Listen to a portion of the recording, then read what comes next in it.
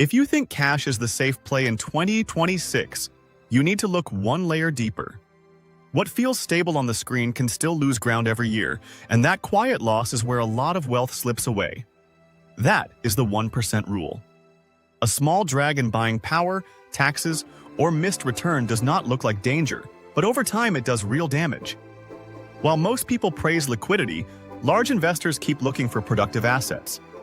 Let's look at why cash feels safe, why it can still cost you, and why capital keeps rotating into parts of the S&P 500 instead. Cash does one job very well. It gives you flexibility, it lowers stress, and it helps you survive bad stretches without being forced to sell. That matters. But once the market cycle shifts and fear starts to cool, while earnings and asset values begin to matter more again, cash stops pulling its weight unless you need it soon. What hurts people is not the big visible loss. It is the slow leak. You see the same account balance, so your brain reads that as safety, but your future buying power can still shrink while productive assets keep working in the background. That gap, small on paper and large over time, is what many investors miss. Think about the 1% rule this way. If you lose only a little ground each year, maybe from inflation, maybe from taxes on interest, maybe from sitting out while businesses grow, it does not feel urgent.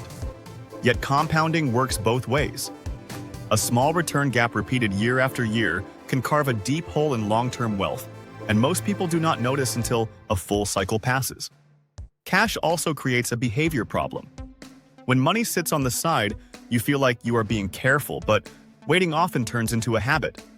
Then a dip looks scary, a rally looks expensive, and your decision keeps sliding into the future. You did not choose a strategy. You chose delay, and delay has a cost. Think about cash like seed stored in a shed. The seed stays dry, clean, and ready. That sounds smart, and for part of your money it is smart. But seed in a shed does not grow. If you want harvest, some seed has to go into the ground, face weather, and turn into output. This is close to how elite investors think. Buffett does not treat cash as the finish line. He treats it as optionality, a reserve that lets him act when prices get better. Dalio thinks in systems and cycles, which means the mix of assets matters more than the comfort of holding still.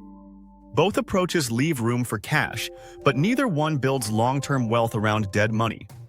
That matters more in 2026 because cash can look better than it really is.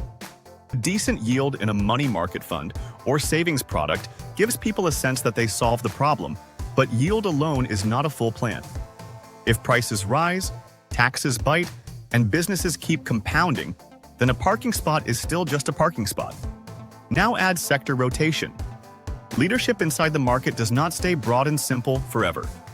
At certain points, capital starts moving with more care, away from vague exposure and toward areas with earnings, pricing power, and real demand. Large investors are not chasing excitement. They want businesses tied to output, assets, and cash flow. So the real risk is not only buying at the wrong time.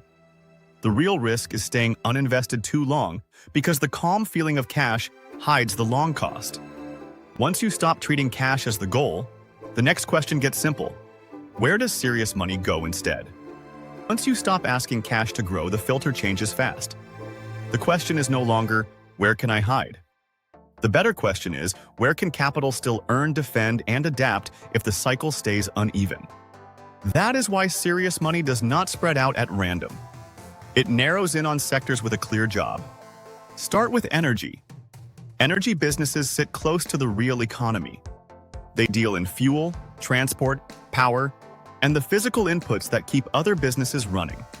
When inflation pressure lingers or when supply stays tight, firms with real assets and real production often hold up better than people expect.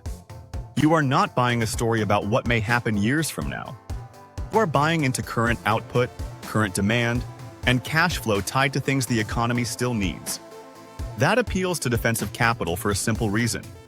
Mature energy firms often give you a mix of income, assets, and pricing support.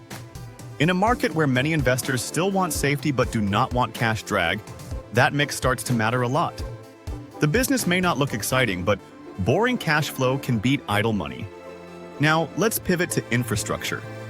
inside the S&P 500. That can mean industrial firms, utilities, transport groups, and builders tied to power, movement, repair, and long-term build-out. These are not dream assets. They are work assets. Roads need upkeep. Grids need power. Goods need to move. Equipment needs service. That creates a base level of demand that is easier to understand than a trend trade built on mood. Infrastructure also gives investors a middle ground. It is not pure defense like cash, and it is not pure upside like speculation. It sits in between. You get exposure to businesses linked to real-world use, and that can give a portfolio more staying power when markets chop sideways and leadership keeps rotating. Then you get to tech, and this is where many people get confused. A lot of viewers hear tech and think hype, high multiples, and wild swings. But large investors do not have to buy the loudest names or the weakest stories. They can focus on profitable platform businesses, software firms with durable demand, and infrastructure companies that support productivity across the whole economy. That is very different from buying hope. What pulls capital into that part of tech is scale. Strong tech firms can grow earnings, produce high margins, and keep large balance sheets. In plain terms, they sell tools and systems that other businesses rely on, and they can keep compounding through output. Cash cannot do that. Cash waits. A strong business reinvests, expands, and earns more over time. So even though energy, infrastructure, and tech look different on the surface, they share the same appeal. They are productive assets. They sit close to hard demand, pricing power, or large-scale earnings. They give investors a better shot at outpacing the slow leak that eats away at cash. This is also where the billionaire filter gets stricter. Serious capital avoids businesses that depend only on a higher valuation later. It avoids stories with no earnings support.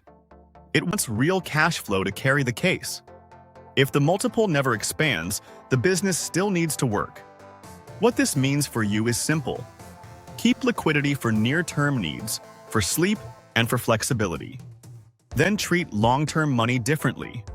Move that capital towards sectors with assets, earnings, and demand behind them.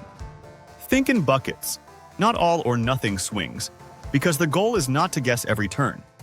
The goal is to own productive pieces of the economy while cash handles only the job cash can actually do. Cash protects timing, but productive assets build wealth. And when you ask cash to do both jobs, your portfolio starts losing ground while it looks safe.